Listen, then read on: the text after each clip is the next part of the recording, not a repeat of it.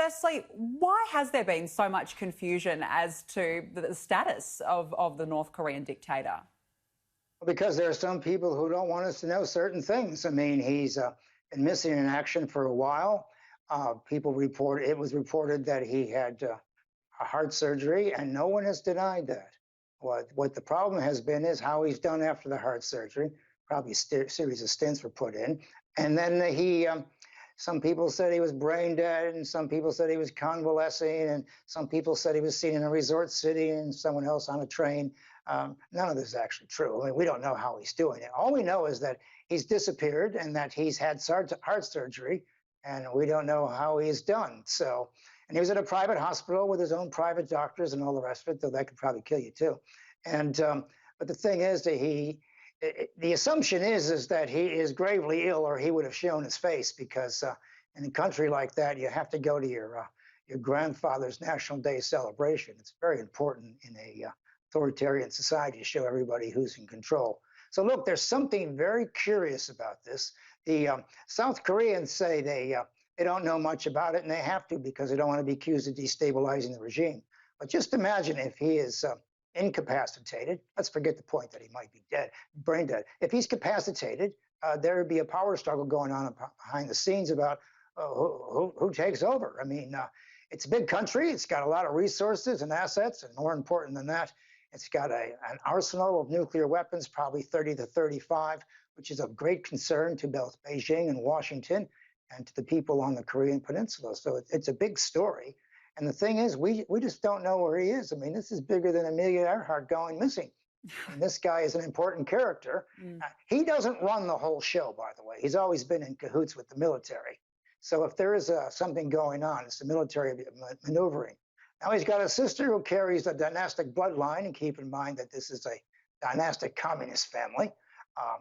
And she might be there to sort of bridge over things, but I doubt in a reactionary society like North Korea, which doesn't have any women in high places, that they would accept her as his successor. But she might hold the fort until his sons, and he's got 2 or 3 children, according to the New York Times, that one of his sons is ready to take over. So it's a great mystery, and of course, it's of great importance because North Korea has threatened its neighbors, including Japan, Guam, the United States, and others. And what happens there is very crucial, because if there's a misunderstanding or a miscalculation or an inadvertent act, we could have a war in that peninsula we do not want. No, absolutely. Look, I mean, while this is also going on, Professor, there's speculation that North Korea has been hiding positive coronavirus cases. They've already publicly reported 0 infections. Is it possible that North Korea is keeping this a secret? Well, yes. Look, North Korea has practiced coronavirus drills. I've seen pictures of their officials with the mask on.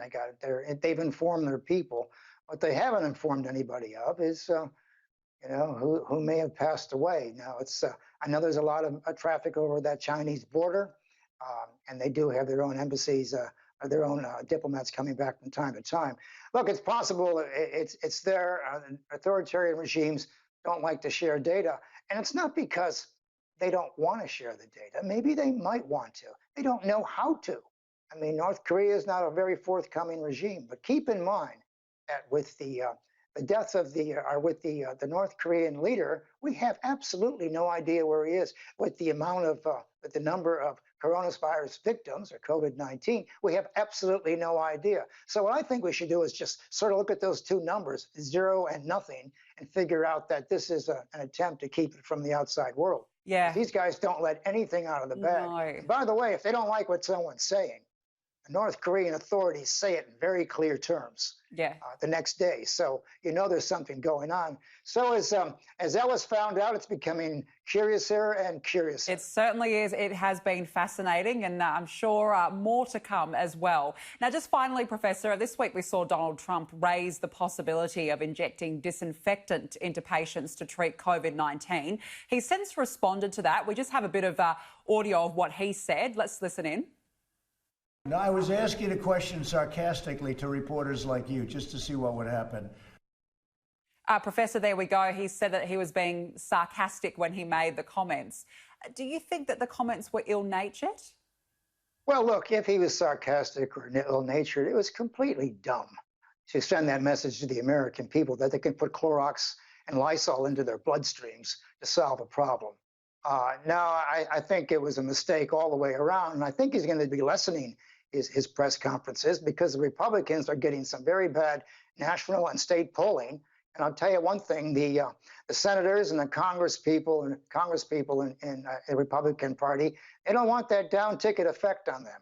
If there is a mad rush to vote against this man in November 2020, which is less than 190 days away, they don't want to go down with him. So they're afraid of losing the Senate, and they don't want to lose their congressional seats. And so they're going to try to rope him in. But look, nothing about this guy makes any sense to a lot of people.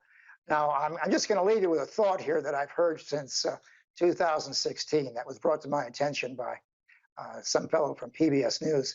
He says that the Republicans, the Trump supporters, take him seriously but not literally.